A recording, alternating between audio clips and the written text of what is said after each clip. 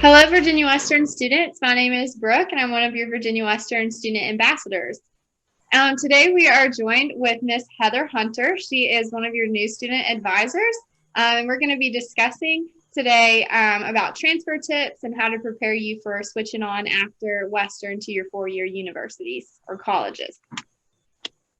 How soon should I think about transferring?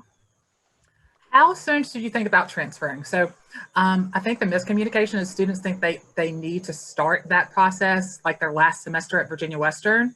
No. I feel that it's never too early to start thinking about transferring. So you really want to try to do that your first semester. And the reason why is because you want to make sure that you are in the right program based on what your future goals are to transfer to the four-year schools. So I would do that as soon as possible. Will my Virginia Western courses transfer to out-of-state schools? Absolutely. So Virginia Western courses do transfer out of state. Now, what we do encourage students to do is to make sure that they contact those four-year schools out of state, just to make sure that that process is a seamless process. Each four-year school has different requirements. And so you want to make sure that you are specifically contacting those four-year schools out of state that you're interested in. Okay, and how do I make sure that all my classes transfer to a four-year university? That is a good question. So one thing as a student that you can do is, number one, make sure that you are communicating with an advisor. Not just your advisor at Virginia Western, but also the advisors at the schools that you're interested in transferring to. Online on our website, we do have a section for transfer guides, which it has a list of Virginia four-year schools and a list of courses and what they are equivalent to at the community college level. So that's one that you can look at each individual school to see what those courses are and see how they transfer. A big thing is talking to an advisor at that four-year school. They're going to be able to communicate with you and let you know based on what your major is there, or what your intended major is, what courses that you need to take to guarantee that all of those courses will transfer in. I think a lot of students, they're saying, you know, all my classes won't transfer, or will they? We do have transfer degrees, the Associate of Science, Associate of Art degrees, and those are made for transfer. But the goal is to make sure that your classes not only just transfer to the four-year school, but make sure that they transfer into your specific program that you would like to go into. Awesome. What are some of the most popular transfer schools for Virginia Western students? Our top two most popular transfer schools would be Radford University and Virginia Tech. Those would be, you know, the top two. You also have other local schools, Roanoke College, which I'm representing today. That's my alma mater. Hollins University is in the area. Liberty is a very popular school for students to transfer to. Old Dominion University, especially their online programs. VCU, which is Virginia Commonwealth University, James Madison University. Our two most popular would be Radford University and Virginia Tech. What is a guaranteed admission agreement, and how is it different from an articulation agreement? So a guaranteed admission agreement, and you will see in short GAA, it's an agreement that it guarantees that a Virginia Western student would be accepted into like a specific four-year school when the student meets certain criteria or certain requirements. So those would include certain classes and GPA requirements. And each school that has a guaranteed admission agreement can be different. Now the key is that it is guaranteed into that school. It is not necessarily guaranteed into a specific major at that four-year school. So it's just a general guaranteed admission. There are some four-year schools that do have specific guaranteed admission agreements into certain programs, like Virginia Tech has a specific GAA for engineering. But for the most part, it's a general acceptance. With that being said, the difference is that an articulation agreement is more of a partnership between two institutions or four-year schools and the two-year schools, so that they can recognize all your credits to go towards a specific degree.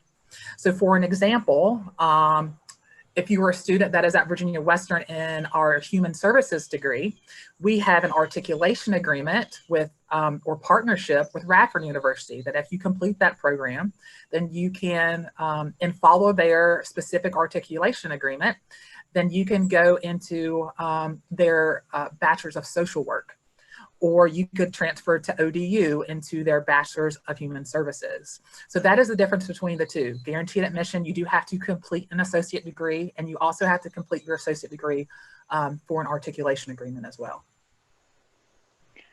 Another question, what steps should students take to prepare for a transfer, or how should students approach preparing for a transfer?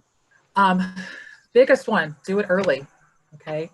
And again, speak with an academic advisor. I can't emphasize that enough. Make sure that you're communicating with your Virginia Western advisor and your four-year school advisor. Your Virginia Western advisor will not know every school and every program and every class that you have to take in order to transfer. Your four-year school is going to be your main contact for that, and you will work with as a team with your Virginia Western advisor to ensure that you make that happen. Always ask lots of questions. I always say that there's no such thing as a dumb question except for the one that you don't ask. So make sure that you do that. Know what your degree requirements, and you will do that by researching those four-year schools and speaking with those admissions counselors or transfer advisors. Also be prepared. How are you going to pay for college? Make sure that you're communicating early, because a lot of the financial aid information and scholarships have deadlines attached to it. So that's why it's so important to really contact them as early as you can. And then, of course, there are incentives to completing your associate degree as well before you transfer. Additional scholarship information, guaranteed admission agreements, articulation agreements as well. So first and foremost, please, please, please talk to an advisor. Do not try to do it alone. Yes, I have a follow-up question. So how would someone find where their advisor is or who their advisor is to set up appointments like that? At Virginia Western. So if a student signs into your MyVWCC account and they click on their student center, they will have a list of their academic advisors. So right now students have a faculty advisor and a program advisor. They can then go to Navigate and schedule an appointment. So if you are a student that is currently enrolled in classes, you'll just go to Navigate, you'll click on program advising or faculty advising, and you will schedule an appointment with that advisor to discuss information about transfer. Thank you. No problem. So with all this being said, what are some common mistakes that students make when doing the transfer process? I'm going to sound repetitive, but they don't speak with anyone. They try to do it on their own. So the most common thing as a new student advisor, I work with a student just with their first semester. And the most common thing is that they say, I want to go into general studies because I want to complete all of my general studies classes to transfer. But they don't understand that general studies is defined by what major you want to transfer into at a four-year school. So if you are stuck in our general studies major, but you want to be a business major at Radford, then you're not going to be able to get all of your classes completed that you need to transfer. You really need to be in our business administration program. So general studies is defined by what you want to transfer into, which is why it's so important to hopefully figure out what you want to go into as quickly as you can within your first 1 or 2 semesters of college. So that's one big mistake, is that they want to do it on their own. They may end up in the wrong major, taking the wrong classes, or they are short of taking some of those requirements before they leave. Sometimes students don't disclose to their advisors that they want to transfer, so they have no idea. Students don't really research a lot on their own. They don't take the initiative to try to contact those advisors at the four-year schools. Another thing too is that they don't make lists. Like, I'm a huge person, like make a list with all the schools you're interested in and how much they cost and what their requirements are and their deadlines, so you can keep up with all of those things, because it can be very overwhelming process to transfer. I wish it was black and white, but it's very gray sometimes. We kind of touched on this, but what is something that you wish students knew about the transfer process that you don't think they might know? They don't think they might know. But deadlines are different for every school. So there's not one set deadline for everything. You really do have to research all of the schools that you're interested in and make sure that you abide by those. Same with requirements for schools. A requirement for Virginia Tech could be different for a requirement for JMU. So you just need to make sure that you're aware of that. And they, taking, maybe waiting to the last minute to apply, because then it may be too late to be able to qualify for scholarships and financial aid. So you really need to do everything early. So I think a lot of students think that they have to wait until their last semester at Virginia Western, and they really need to start with that first and second semester of thinking about transferring and really taking advantage of some of the resources that we have. So when talking about transferring, what is a transfer event and have they changed since COVID?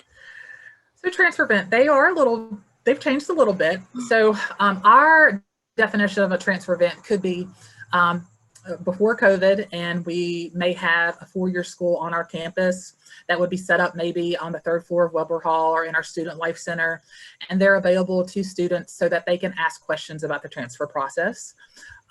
It could be an off-campus event, so maybe an event that a four-year school is having where you could go visit them and go to an open house. It could be a on-site admission day where a four-year school might be at Virginia Western and they are evaluating your application to see if you could be accepted on the spot. There are various types of transfer events. Now, post-COVID, a lot of those things are virtual, online. So we do have a transfer events website, and there are a list of certain colleges and different events that they may have. For instance, Virginia Tech has their Hokie Corners that are virtual that you can sign up for and actually talk to someone from Virginia Tech, or Radford University has those options, Hollins events, Roanoke College. So we've tried to make sure that we've given students that information on our transfer event site, along with students going to those individual four-year schools and see what they have. So I think it's great that these information sessions that they have virtually are available. And I hope that students really take advantage of that, because you can really talk one-on-one with someone versus if you're like me, I don't necessarily like to talk on the phone all the time. I do like to talk, one-on-one, or you don't always want to, write back and forth in email. So unfortunately, a lot of those are virtual now. And then also look on your student bulletin. We'll post a lot of the transfer events that certain schools may have as well. And last question for you. Are there any additional resources that you would recommend to students? Visit our transfer admissions website. If you go to academics and then transfer advising, we've got a list of our top 2 four-year schools that our students would transfer to, with resources within those schools. We also have information about transfer guides, class transfer agreements. We even have a transfer checklist that you can use yourself that, what are the steps that you need to do to transfer. So make sure that you take advantage of those resources, and also the resources that the four-year schools have for you as well. Awesome. Well, thank you for sharing with us today. Students, I hope this was helpful to y'all, and that you have successful transferring. Anything else, y'all? All right. Thank you. Bye.